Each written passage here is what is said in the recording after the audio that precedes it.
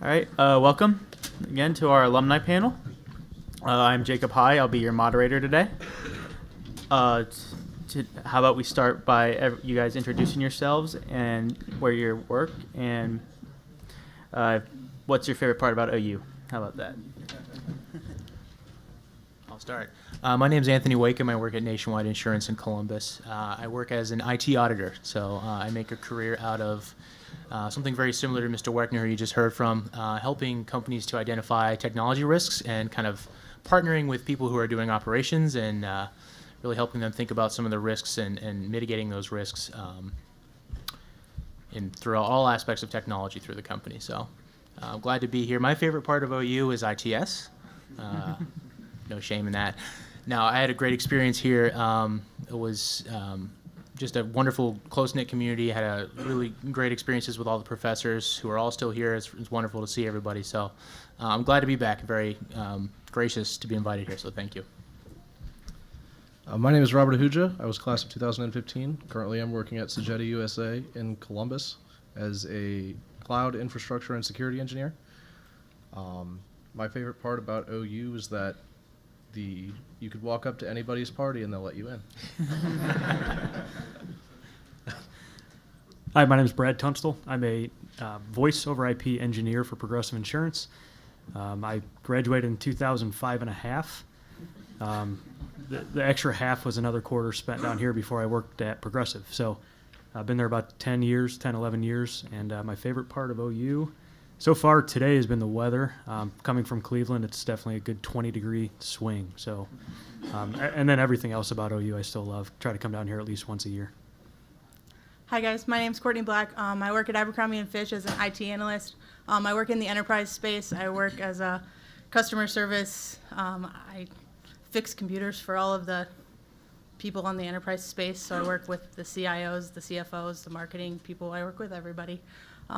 My favorite part about OU is actually the campus, everything. I actually still live in Athens. I make my home here. I love it here. All right, sounds great. We'll start with the first topic. I think a lot of students here want to know what's the best way to find employment post-graduation. Do you guys have any tips, whether that be interviewing or using things like LinkedIn? What were your experiences with that? And if so, could you share them? Do you have an order or anybody? Sorry, who? Do you have an order or we can just talk? So anyone can start. I'll start. So graduated in 2006. It might be a little different than today. I know LinkedIn wasn't around. As a current, being in the industry currently, I do see a lot of LinkedIn type of job requests, people headhunting. I would definitely say get involved with LinkedIn, but I also think that the old school, sending letters, talking to people, networking is the biggest key. We love talking to people face to face. So anytime you see a networking event around here or anywhere else, I would say get involved with that because the face to face representation for yourself is definitely the way you want to go. So having gone through this recently, I will say that the face-to-face part has become more challenging. More and more businesses are opting to use, I would call neutral resumes, removing things like names, things like that, and they will not accept them in person. This is a very, very common practice. They prefer you to submit them online.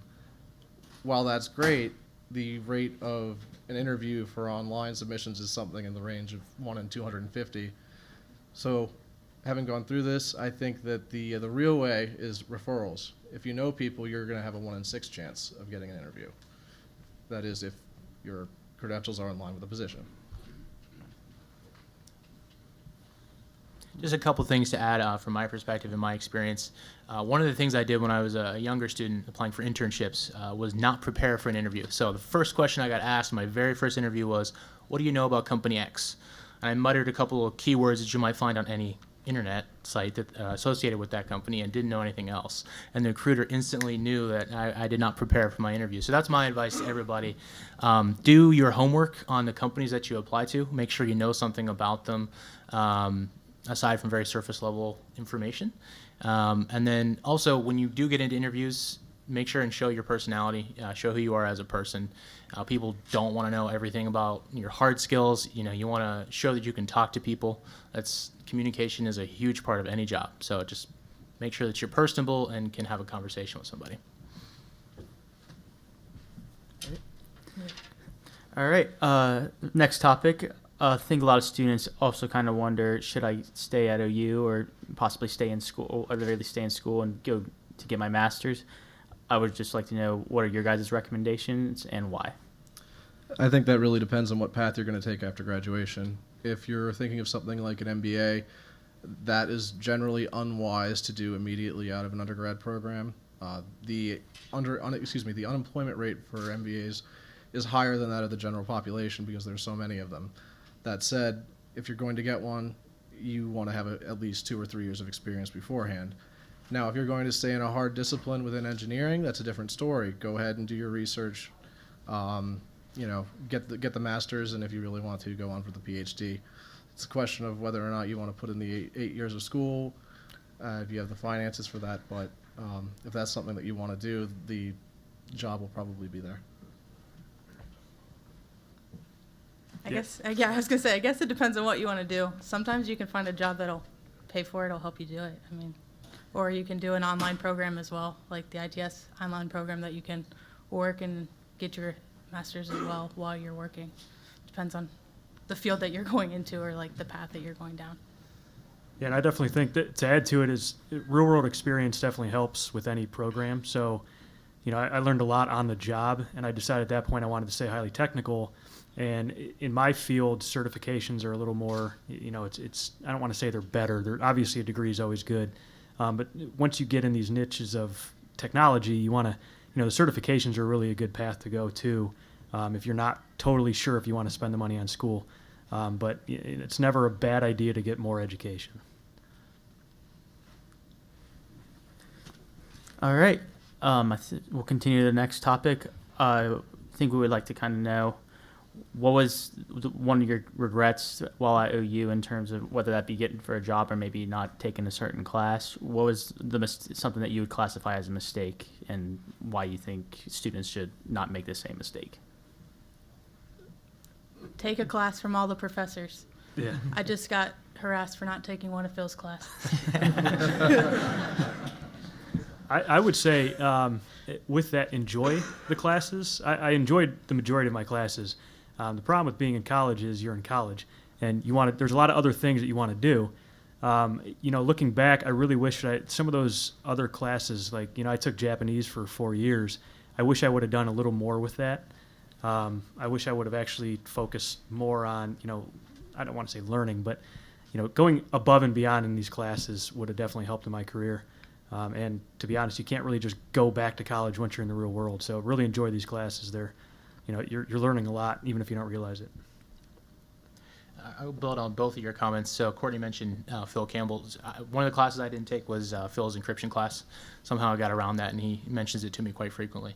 But that's an excellent class. Encryption touches pretty much everything you're doing in technology. It's everywhere. So educate yourselves on that. It's certainly very important. And then to build on the other topic, take classes outside of what's expected, kind of the typical path. So you mentioned that you took Japanese. I took Italian classes. I took economics classes. Phil was supportive in allowing me to make that economics an area of concentration in the ITS major, which I think is probably still part of the program. Make yourself a more well-rounded professional and person in general. Again, it's something that that managers and people who are in hiring positions will look for. They want to make sure you have a more well-rounded skill set. So it's very important to do that sort of thing. Enjoy college. Travel if you can too. Yeah, I'd say if if there's a liberal arts class you're interested in, I'd say go ahead and take it. They're really helpful for teaching, just high-level problem solving and analytical skills that are going to be really important in the future. Now, that doesn't necessarily mean to, focus on it the whole time or make it your only thing, but if you have an interest, then, satiate it while you're here. All right. Last topic. One of the things, obviously, with our field is certifications. If you guys feel free to say which ones you are, but which certifications do you feel are the most important, and why? I guess that depends on which area you're focused in. So obviously Cisco's kind of your big certification that, a lot of people know about before getting into the real world. There's a lot of the vendors we use, they have their own certification courses where, you know, I could be certified in a riverbed product, or I could be certified in a vendor product. It doesn't really add much, you know, except for the fact that you're going to be an expert in that vendor's suite. I would say the biggest industry standards right now, if you're getting into data networking, is probably still Cisco. But I haven't taken any of those certification courses, so I can't really speak too much on it. Yeah, if anybody wants to go down the path of security, like Buzz Weckner just mentioned, the big one out there is a CISSP. It's Certified Information Security or System Security Professional, something to that nature. But it's something that's recognized across the industry, whether you're getting into security generally. It's applicable at a lot of different jobs. So I'm an auditor. It's a big one there. It's big in all of your security fields, whether you're doing pen testing, whatever.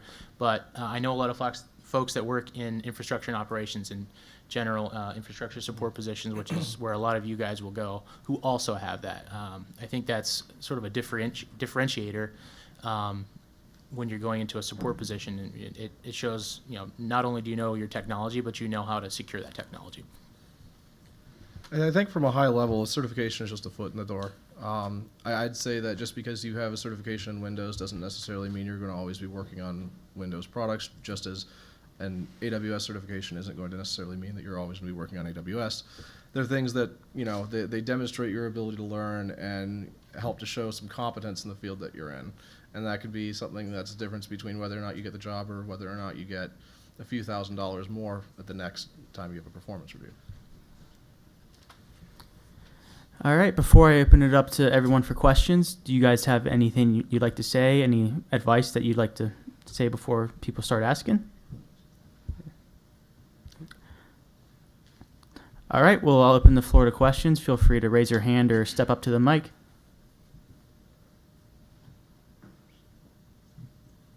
So what kind of things are not traditional, like AWS or security? What other things are out there interest you for your companies? Is there any talk about in your units about machine learning, data analytics? So what is your view about that? Like how is it changing your position or the environment that you're living in right now?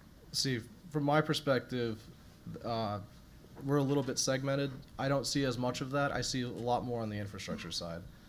That's not to say that we're not concerned about it. I know that within our business intelligence and digital transformation practices, we see a lot of that type of work come across, and so we need to have a little bit varied skill set in addition to things like web development or application development. So for example, we had a group of guys create a smart scale for supermarkets recently using IBM Watson, Amazon Web Services, and a few other things. So the opportunities are there for there to be a little, you know, non-traditional,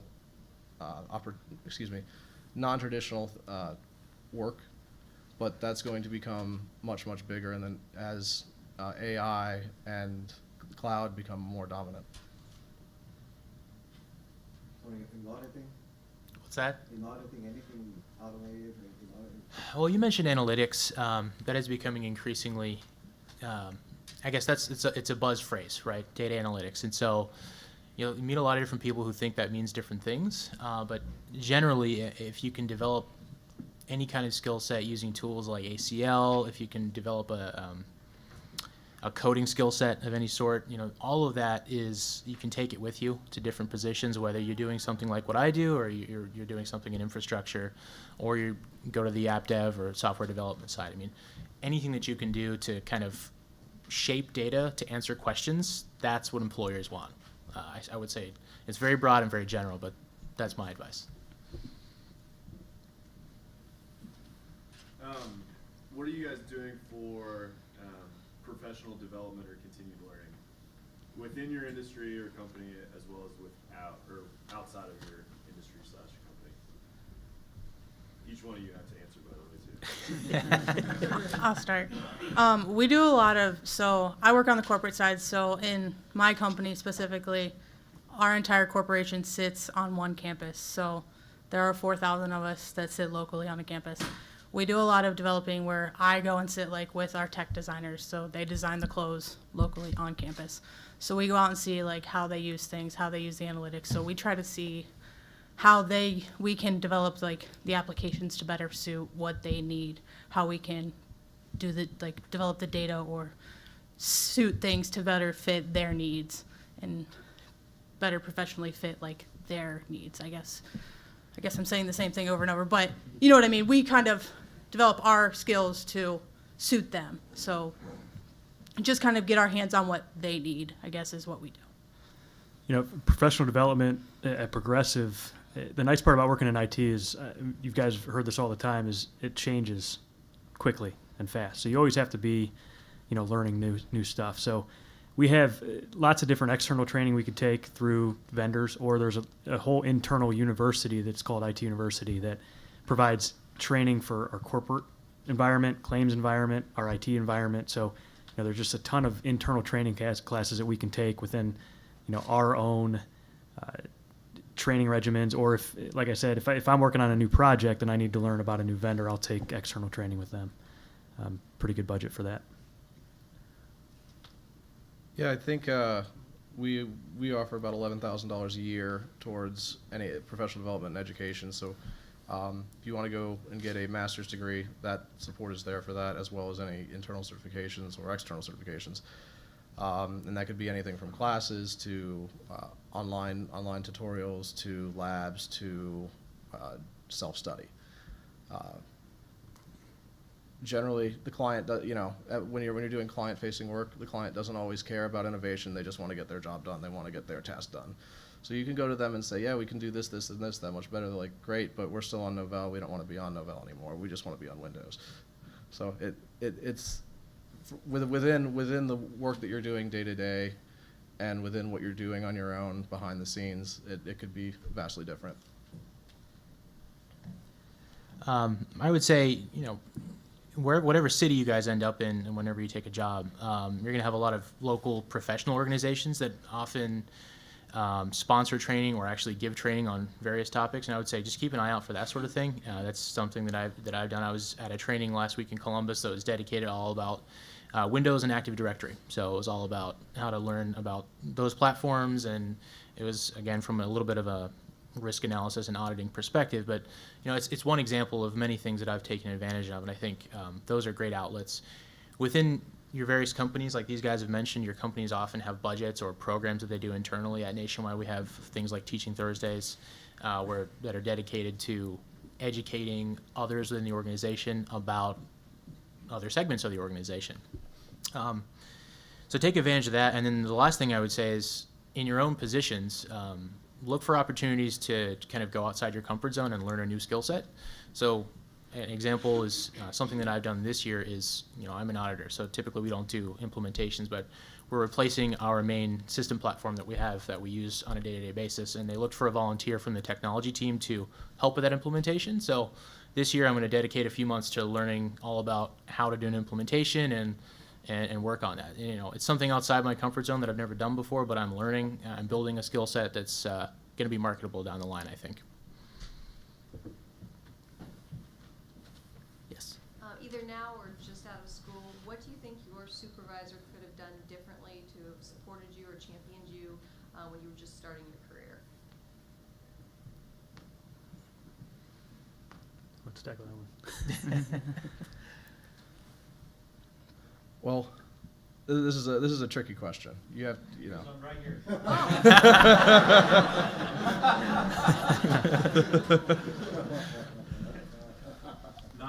I'll say, you know, Martin has been an absolutely fantastic mentor. You know, between him, he is what I would say is my top boss. He's the person I primarily report to, the person responsible for my development. However, in consulting, you're not just reporting to one person, you're reporting to 7 people. And you know, you may have someone who doesn't necessarily care about your development. They just want you to get your numbers in. You know, someone who's not really willing to take the time to help you learn, but they want you to get things done anyway. Or people who simply don't have time for you, period. And that happens up and down the chain. But that's why there's people like Martin to make sure that someone is making sure you're taken care of. You know, I had a unique experience, maybe not unique to other Progressive employees, but my manager and many of the other managers on my teams were all OU grads.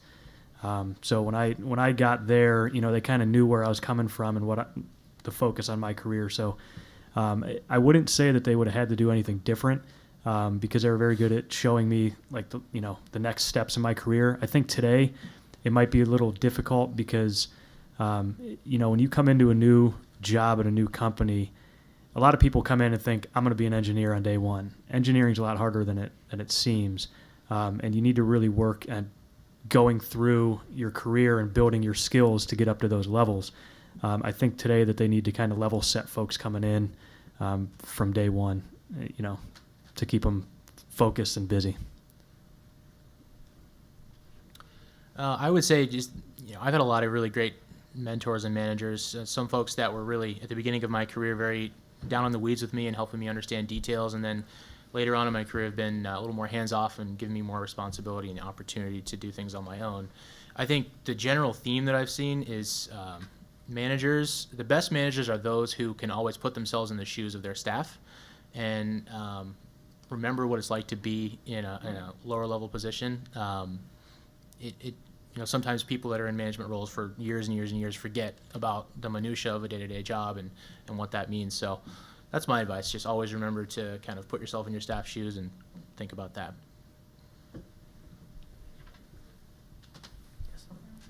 Did you have a make or break point when you started your career? And what was it?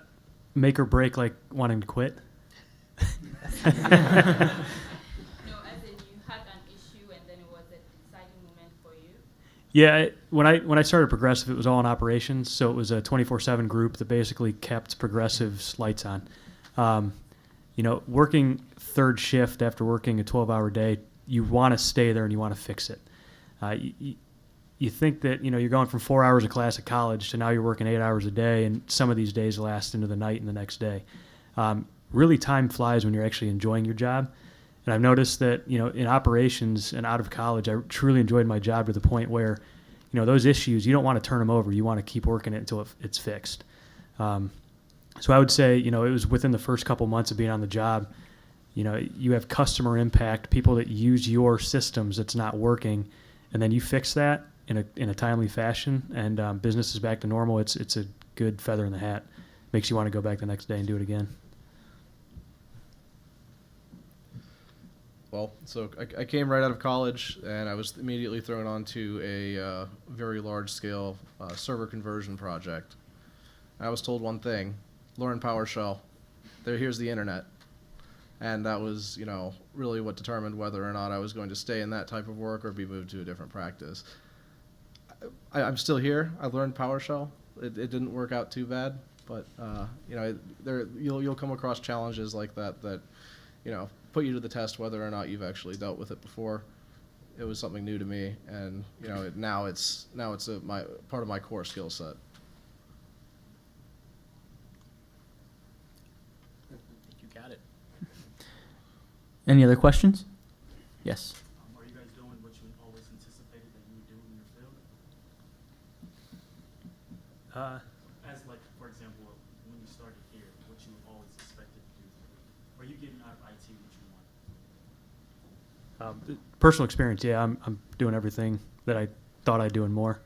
I've gotten to work from data networking to voice engineering to server side. And now even in engineering, I'm doing a lot of business stuff. So I work with IT and legal and HR and business sponsors. So, everything that I learned at OU is contributed. I always wondered why I had a business minor. If I want to go into technology, what do I need the business minor for? And throughout my career, I've noticed that it's definitely helping because you have to understand who your customers are and who you're working for. I mean, at the end of the day, your job's bringing in money for a company. So, that's what we talked about earlier is when you're in these classes, it may not seem like they're important to you right now. They're definitely going to play into your career in the future. At least they did for mine. I would say yes and no. Sometimes there are some monotony things in my job. Like I said, I do customer service facing things in my job. I have to go out and fix people's keyboards sometimes. It's frustrating. But then there are other times when I have to go out and I get a pat on the back from, like I said, the CFO. And it's one of those things where it's like, okay, I did my job and I love it. And like he said, I have to work with people from HR to marketing to finance to everybody in between. So it's like, okay, I fully understand why I'm doing what I'm doing, and I love my job. So yeah. You know, I'm going to answer this very candidly. When I came into the ITS program, I had no idea what I wanted to do. I simply wanted a job.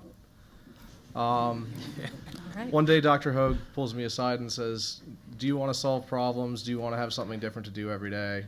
Go consult." I thought about it. I said, "Okay." And I got to say, yeah, this aspect of the work I really like. I don't know if I would like to do what we would call FTE, full-time equivalent, every single day. I like the rotation. But from this perspective, yes, I'm getting out what I like. I certainly feel fulfilled in the job that I have. I think that was part of your question. I feel like ITS helped me get to a really great place. Am I doing exactly what I thought in school? Absolutely not. I'm doing something very different that I didn't even know was a career path, and that's a great thing. I did a little bit of consulting as well for the 2 years prior to when I came to Nationwide, and got a whole breadth of experience and a viewpoint into a bunch of different things in technology, and that was great. I think if anybody ever has any inclination towards consulting, do it. It gets you a great perspective on all different aspects of business and technology, and it's wonderful. And to echo what you said, learn as much about business as you can. It's just, that's ultimately what you're doing in technology, is supporting business, and people often want to know, okay, you found a problem or you're suggesting something, why do I care? How is it going to impact the business? So definitely echo that as well. Yes.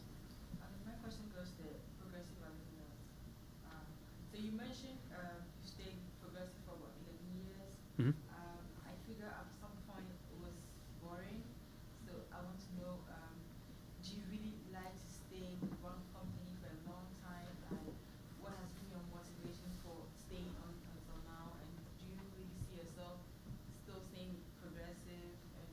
And what will make you change? A lot of folks that I work with have been there for a long time. My mom was there for 35 years doing something completely different. She was in QA, business side, back when Progressive was very small. Since being there for 11 years, yes, there's definitely times where you get bored and you're like, same company, it's an insurance company. But that's when I found that I would really go out and find something new to do. So, if you start off and you're just kind of bored with Cisco routers, and then you say, you know what, I want to learn app dev. At Progressive, there's places to do that. You can learn new technologies. I have folks that I work with that were in operations with me when I started that decided, hey, you know what, I want to, instead of working on the mainframe, I want to go and work in finance. And he's now he works on quoting within Progressive, so he's a completely different side of the house. So the job any job is going to get boring after a while, but that's where it's on you to kind of go out and find something new to do or make it interesting. Does that answer your question? Any other questions? Yes. I know you mentioned consulting. What are some area of concentration that you focused on while here that led you to that time in the IT world? All right, well, so consulting as an industry in general, whether or not it's IT, whether or not it's law, whether or not it's accounting, it's all professional services. Being well-rounded is one of the most important things because you have to be flexible. One day you may be working on operations, another day you may be working on, a server project. I personally, my area of concentration was international language, and I had a minor in linguistics. Not that I'm using that every day, but it's something that in interviews people comment on it, and they say, "Well, how's this playing?" I'm like, "Well, I can learn new things," and that's really what it is. You have to be able to be flexible, learn on the fly, and be able to get things done, polished, ready to go, and delivered. I'm not technically a consultant. I do internal consulting, so other project teams will say, hey, we need your, can you consult with us on your network or voice infrastructure? I would say to build on that is you guys do have a lab here. Really get into the labs, understand the technology, and keep training yourself. All the classes I took, from a wireless class to, all the intra and interlata classes, definitely play a role.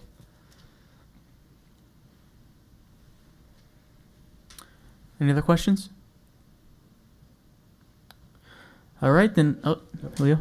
So you were talking about your interview. So can you think about some very interesting questions that you heard during your interview process, and you wish that you had answered in a different way? Sure. This one was not with Sagetti. It was at another firm. It was a management consulting firm in Cleveland. The question was, one of the things I did in college to pay for school was I managed the Quiznos in town. No longer here. I was not there when it closed, but the question that I was given was this. It was, we see on your resume that you've been working in fast food for a while. Based on this, we want you to estimate how many McDonald's there are in your hometown. Or, excuse me, how many McDonald's there are in the country. And that number is somewhere in the range of 16 to 17,000. I didn't quite get it. They wanted to see an acceptable range that was a little bit smaller. I went about it wrong because it was a question that I really wasn't expecting. But the way that you're supposed to approach it is you're supposed to think about, okay, how many McDonald's are there in my hometown? How many people live in my hometown? How many people are there in the United States? And just by doing that basic math, you should be able to come to the conclusion that it's, 14 to 18,000 McDonald's in the U.S. alone.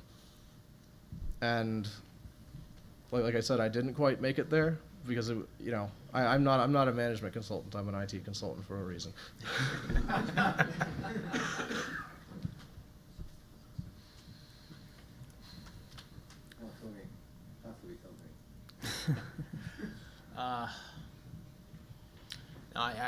The one that I mentioned earlier, just knowing something deeper about the companies that you interview with, that got me early in my career when I was about a sophomore in ITS. Just first couple interviews did not go well, but obviously they got better. A lot of times interviewers will ask you questions that are like they seem completely unrelated to a job, like the McDonald's question, and I always just try to think about what they're trying to they just want to see how you're going to respond to something random sometimes. How you think on your feet is essentially what it is. And whether you go to consulting or something else, I would say just when you go to interviews, always think about that. Just be able to come up with something that sounds relatively intelligent and communicated well. That's the main thing. That's the main point of a lot of those tricky questions is don't get flustered, I guess, is my advice. Just think of something to say and say it well. Stand behind your arguments. It's not that you have the correct answer, it's that you have an answer. Yeah. Very, very often. Yeah, Absolutely. I haven't interviewed in a while externally, but since my first interviews are progressive, but internal interviews, some of my favorite questions, and this gets asked a lot, is what was your biggest failure, or those negative questions. And I think it's the same thing. Just don't get flustered and caught up on those. They're looking for you to be honest with them, and that was always my favorite question. Is you're here to get a job. What'd you fail in? So we know. Yeah, or when they ask the simple questions of how do you face adversity, don't try to take that as too hard of a question. Yeah. They're just trying to see who you are as a person. The other thing, a lot of companies are now going to a lot of project-based or case study-based interviews. I think that's really popular, especially in consulting and other stuff. And I've been through a few of those myself. And again, just emphasize, it's about taking the information they present to you, think on your feet, and just do your best in coming up with an intelligible solution. That's becoming really popular now, especially for people right out of college because you don't have work experience, so they're looking just to see what kind of a person you are, how you can think, and how you can communicate. So I would say keep an eye out for that kind of an interview scenario. And Can you give an example of what you've seen? yeah, so I went through an interview. Well, two things. When in the internal audit department at my old company at JP Morgan Chase, they do with college students, they do case studies. So they'll give you an audit scenario, they'll give you a scenario on technology, and they'll say, all right, identify the risk here in this technology and come up with a solution for how you would control that risk or how you would mitigate that risk. So, and of course, they give you a lot more business facts and processes and stuff like that. So that's one. The other one I had to do was, it was, again, look at an implementation. So we're going to implement this kind of a system, and essentially come up with an implementation checklist for everything that you'd want to consider in before deploying a piece of technology. So they wanted you to think about everything from how you would develop to how you would test something to how you would actually implement it, and then do your QA process and stuff like that. So I mean, it's dependent on the kind of job that you have and what you're interviewing for, but they'll throw pretty much anything at you. And again, they just want to see how you think on your feet and how you respond to that sort of stuff. They don't want you to come up with a perfect solution in an interview in 30 minutes, but just think about it. Yeah, I've got another example. The question was, build a data center, and they gave a 1 paragraph long prompt, and no one out of college knows how to build a data center. That's absolutely unreasonable to expect of somebody with 4 years with a 4-year degree and no experience. Like you said, kind of a bit of the reverse of what Anthony was saying. They want to see they have a checklist of things that they're looking for, and they're expecting you to hit maybe half of them. And if you come up with other things that are on the checklist, then that's bonus points because that's a consideration that they didn't have. That's something that in our industry we may come across very, very frequently. Though data center may not be quite as relevant in the next few years, but it's still something that for now. Yes. What's the female ratio like in your industry and the diversity of the workforce? What was, I'm sorry, I couldn't hear the first part of that question. What's the female ratio like on the ground? Courtney? It's so if we're looking at my company right now, we were actually just talking about this at lunch. Right now in my company in IT, it's 7%. So currently on my team and what I work with in the customer service industry, there are 3 women. So there are 3 out of 50. So that tells you what it's kind of like. I think it's like 17% overall in IT. Yeah, I mean, Progressive's a big company, so there are, I don't know the percentage. Our CEO is a female, and then I have many group managers that are female. A lot of my project managers I've ever worked with, they're all female. Within our teams, we've got Kat Carney back there, who's an OU grad that works with us, and I don't know the percentages, but it's definitely growing. I'd say for us, it depends on what line of work that you're working in. I know that a lot of our learning and development folks are women. The clients, you generally tend to see a higher ratio, but consulting is still a very, very male-dominated area of work. Now, that is changing. I know that there's a lot of initiatives within industry to improve that. We try to improve that as much as possible, and there are plenty of women out there who are doing a lot of really good work. Now, I just to add to that, I mean, Courtney's percentages that she threw out there, we were just talking about that at lunch, and it demonstrates the trend. But there are some really intelligent women out there in the technology community who are really excellent mentors, and I can put you in touch with some of them if you want to. I've had coworkers that are just wonderful partners that I've worked with over the years.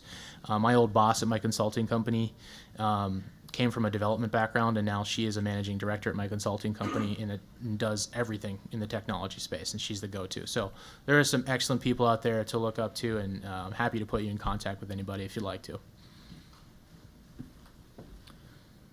All right. Any other questions? Yes. Earlier we talked about putting your foot through the door.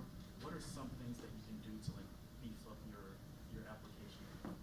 Would you suggest applying to jobs where OU alumni are already at, or you don't think that would really play into your chances of getting a job? Actually, it will. There's this thing called LinkedIn, and it's actually quite magical. So what I would suggest, if that's a concern that you have, people don't bite. Very, very often, companies will offer a bounty. Sagetta used to offer $2,500 per recruit that you would refer. So very often, people are going to be not just willing, but eager to speak with you about a job. Reaching out on LinkedIn is a very good way to start that. Yes. So how much department, I can't pronounce the phrase, it's departmentalization is there in like the IT department? So like separation between the consultants, the security department, the database operators. Like how much departmentalization is there in your separate companies? That varies company to company and industry to industry. Banking is generally pretty rigid. Everything that faces an employee is going to be under one unit. Everything that is an internal process is going to be another unit. They're all going to fall under the CIO. I know at Nationwide that gets a little bit more blurry. I think others here might be able to speak better to that than I can, since I haven't been there in about 3 years. But when you're looking at a consulting firm, less so. It's very collaborative. Everyone shares information. You know, there are people that you report to, but it turns into a team effort because you're all working with the same client, trying to get the same things. Yeah, we have, for us, on the IT side, you know, there's 10,000 plus IT employees. Every team's different. So we have voice engineering, there's a network engineering team, there's a mainframe engineering team, there's a app dev team. We all fall in the same group management structure. We're all part of the same engineering team. We're just broken off by, you know, what our silos are. But, you know, with technology nowadays, everything's different. So I'm on a voice engineering team, but I do a lot of server work. So I'm not on that server team. We're different departments, but I can go over and get the training I need with them. Yeah, I mean, our IT team, we're broken down into probably 50 plus teams. It just depends on what you're really focusing in. So like we have app development teams, as well as we have customer service facing teams, data and insight teams. Depends on what you're really focusing in there. Store facing teams. One of the big ways that Huntington is segmented, at least within my individual unit, is front office and back office. Front office is everything that touches a customer. Back office is everything that employees use. So what we would call front office is that's the Huntington bank that you drive up to and withdraw your money from. The back office is where I show up every day. All right, I believe with that, we are out of time. I would just like to, on behalf of the ITS majors, thank you guys very much for coming out and sharing your experiences with us. And can we give them a round of applause, please?